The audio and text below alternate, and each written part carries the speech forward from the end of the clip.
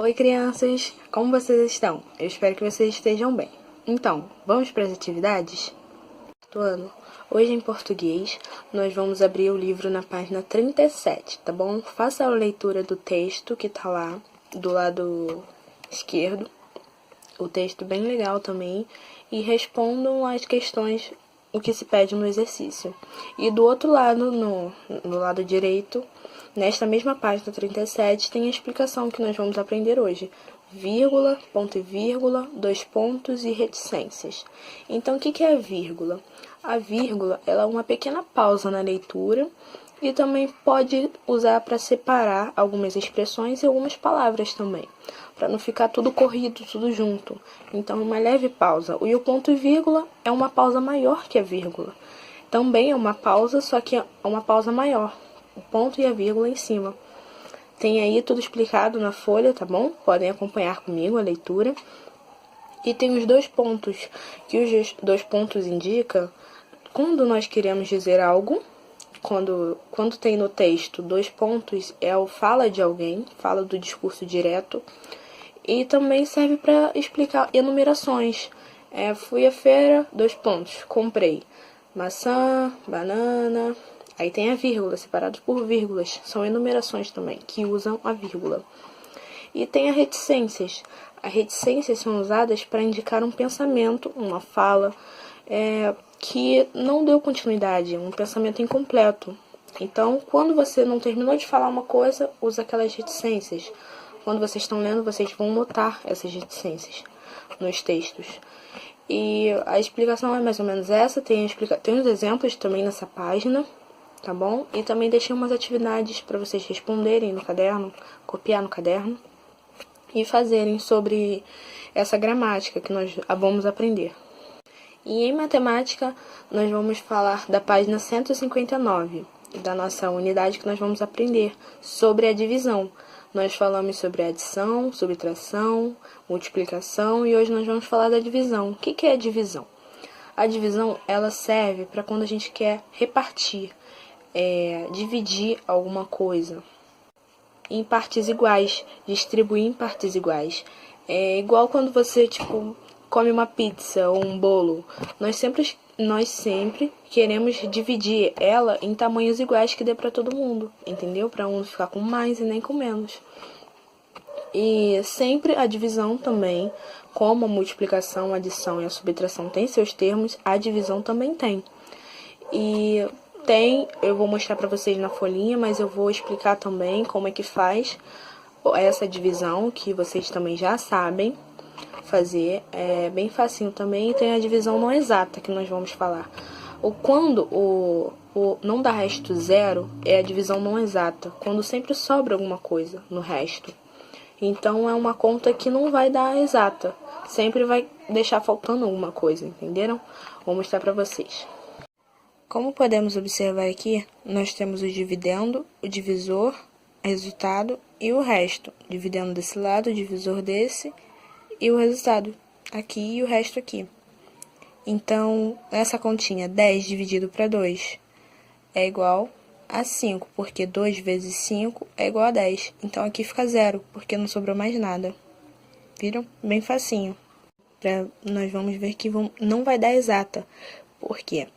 Porque 16 não tem na tabuada dos 5, mas nós pegamos um número mais aproximado. Qual é o número mais aproximado do 16? Anterior dele, não pode ser maior. É o 15. Então, tem o 15 aqui. Por quê? 3 vezes 5 é 15. 5 vezes 3 é 15. E nós colocamos o 3 aqui. E, subtraímos essa parte. 6 menos 5, 1. Então, esse é o resto. Resto 1. Como é que é fácil fazer a divisão? Então, tem as atividades também para vocês fazerem, tá bom? E em ciências, nós vamos na página 259, nós vamos ler o texto, vocês vão ler o texto, sobre o que quer dizer o ar, quais são os gases que nós devemos saber, sobre como que o ar é formado, e através do ar, nós respiramos. Tem dois tipos de respiração. Inspiração é quando inspiramos o ar. E expiração é quando botamos o ar para fora, tudo que entrou, sai. Respiração, entendeu? Tem o gás oxigênio, que é o nosso oxigênio, que a maioria dos seres vivos respiram, o oxigênio. Nós, humanos, pessoas, animais, plantas, todos os seres vivos respiram o oxigênio, o gás oxigênio. E sem esse gás oxigênio, seria impossível fazer fogo, acender uma vela, um palito de fósforo. Então é esse oxigênio que permite fazer essas coisas, entenderam? Tem o gás carbônico também, que é quando nós botamos para fora esse ar. Então esse ar que sai da gente é o gás carbônico. Então nós inspiramos o oxigênio e expiramos o carbônico, entendeu? Todos os seres vivos fazem isso. E tem o nitrogênio, que também está junto com o carbônico, que sai junto com o gás carbônico do nosso corpo e todos os seres vivos. Mas a gente não consegue manter esse ar preso dentro de nós. Sempre eliminamos, expiramos. E não podemos aproveitar e sempre temos que ingerir alimentos para manter essa respiração, inspirar e expirar, tá bom? E também vamos falar sobre a poluição do ar, que existem várias montanhas, campos, que esses lugares mais abertos não tem tanta poluição assim. Onde tem mais poluição é mais nas cidades, nas zonas urbanas. Porque nas zonas urbanas tem o que? Tem fumaças de indústrias, tem aquela gasolina que sai, aquela fumaça do carro. Então isso tudo está poluindo o ar. Isso é uma poluição do ar. E tem vários problemas também que causam doenças respiratórias para as pessoas por causa dessa poluição. Por isso que devemos fazer aquela nebulização, botar um negócio no nariz e respirar aquele ar. E essa poluição, como eu disse, é muito prejudicial à nossa saúde. Ela afeta muito os nossos pulmões, porque é onde o ar vai. Quando respiramos, o ar vai todo para os nossos pulmões. Então essa poluição vai para os nossos pulmões, então causa muitas doenças também. E tem vários fatores para evitar isso ou amenizar, como fazer a nebulização, que eu disse. Também sempre plantar sementinhas, árvores, que isso tudo libera o oxigênio pra gente. Para evitar também a poluição sobre os carros, temos que fazer sempre a manutenção dos carros para amenizar a poluição, porque sempre vai ter. Entenderam? Façam a leitura desse texto, tá? Tem as perguntas também que eu deixei na folhinha para vocês fazerem, tá bom? A página 259 é só para fazer a leitura mesmo e as atividades que eu preparei, tá? E em geografia, nós vamos falar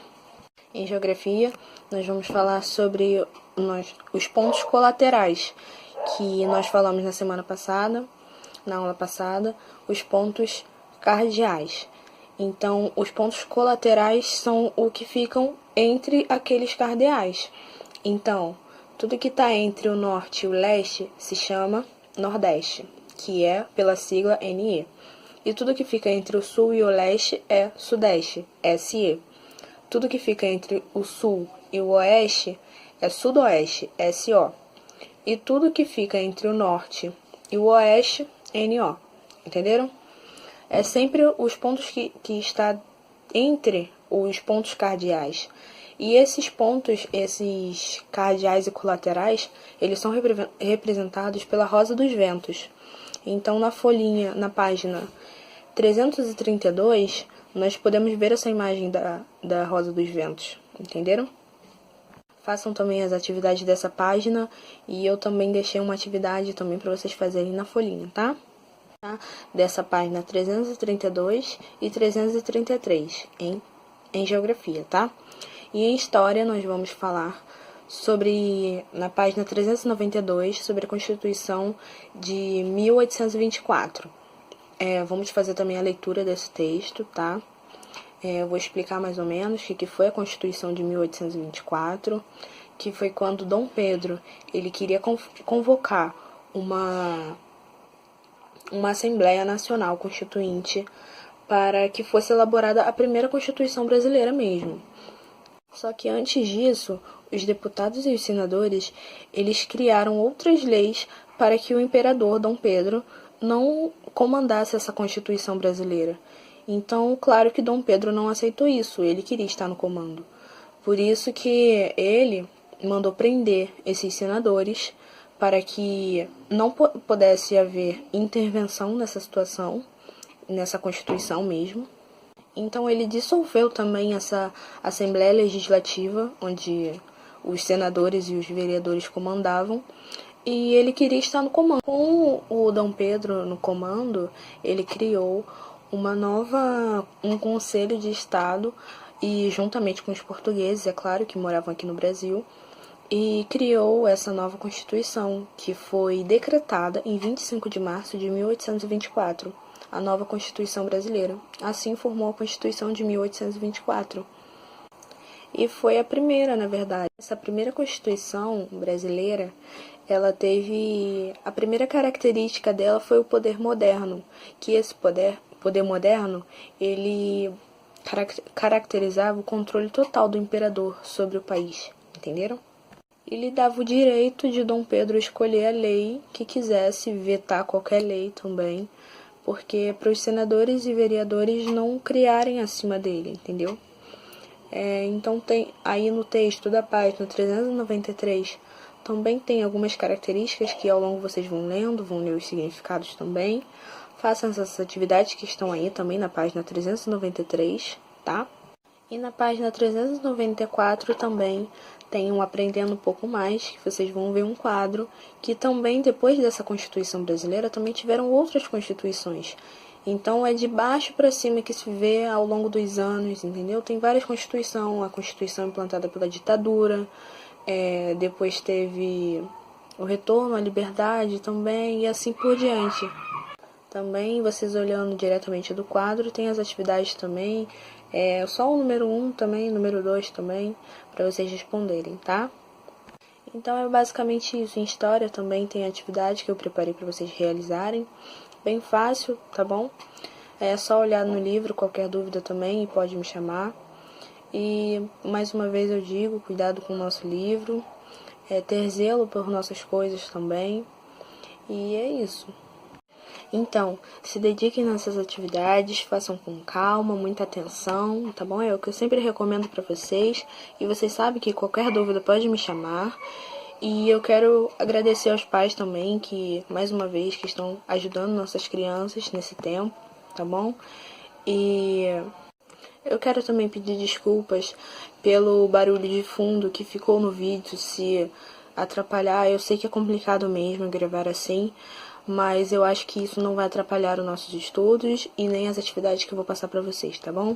Que eu sei que vocês conseguem além disso. Peço desculpas pelo barulho do vídeo e é isso. Fiquem com Deus, tá bom? Um beijo e eu estou com saudade.